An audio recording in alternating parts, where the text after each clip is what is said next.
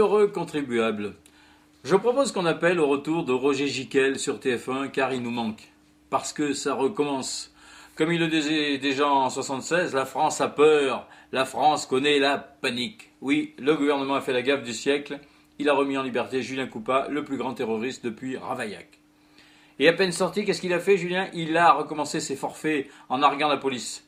Afin d'éviter les journalistes qui voulaient le prendre en photo, pour que les parents puissent faire peur à leurs enfants qui refusent de manger leur soupe avec la photo, c'est bien normal, ce monstre est sorti par derrière et il est parti comment? Dans le coffre d'une voiture, sous le nez des flics, alors que c'est strictement interdit. Car dans les coffres de voiture, il n'y a pas de ceinture de sécurité et elle est obligatoire pour tous les passagers. Et si ça ne suffisait pas, quand le coffre s'est refermé, les policiers ont eu le temps de remarquer qu'il y avait déjà le Mollah Omar dedans, et peut-être même Saddam Hussein et Émile Louis, mais ils n'en sont pas sûrs.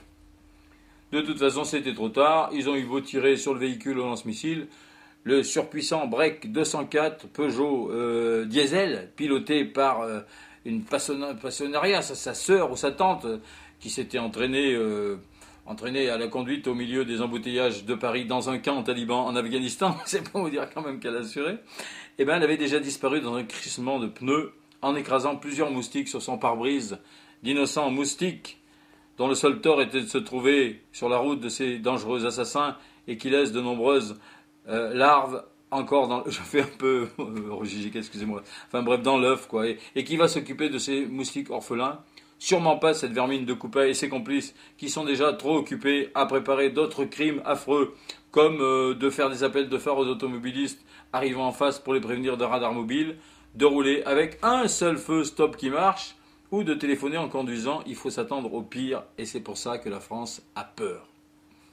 Comme vous le savez peut-être, sinon je vous le dis, je suis allé 2 fois à Tarnac avant les arrestations des terroristes, officiellement pour y jouer mon spectacle, mais bien sûr dans le but d'espionner Julien et sa bande de voyous pour la ministre de l'Intérieur, comme vous l'aurez deviné. Enfin bon, c'est d'ailleurs grâce à mes observations que le réseau a été démantelé, mais bon, passons, je suis modeste.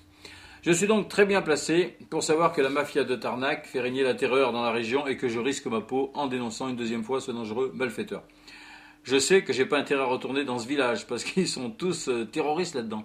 Du maire au cantonnier en passant par le retraité, je les ai vus, c'est des voyous, des terroristes. Le boulanger serait bien capable de me faire croire qu'il n'y a plus de pain et de me laisser manger mon saucisson avec des biscottes, ou pire, de me vendre des croissants de la veille. Mais enfin, tant pis, j'ai peut-être un contrat sur le dos, mais je vous dis la vérité, je ne crois pas à la version officielle du gouvernement.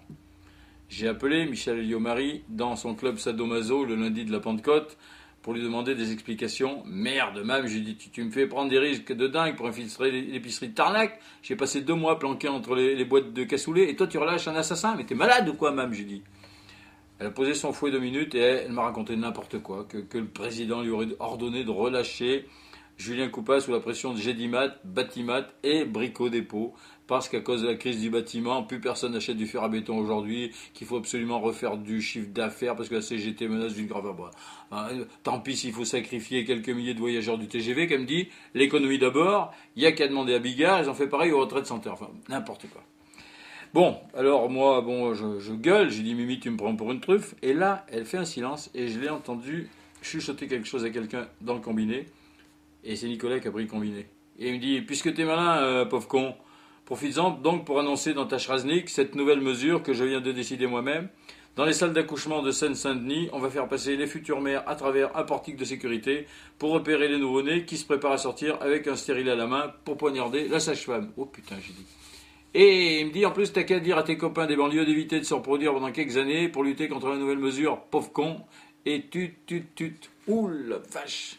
Bon, ben, il a gagné, la France a peur. Alors, je compte sur vous pour créer un groupe Facebook pour la réincarcération de Julien Coupat et le retour de Roger Giquel sur TF1, ou l'inverse, enfin, démerdez-vous, mais enfin, la France a peur. Toutes ces bêtises et bien d'autres sont bien sûr sur chraz.com. À la semaine prochaine.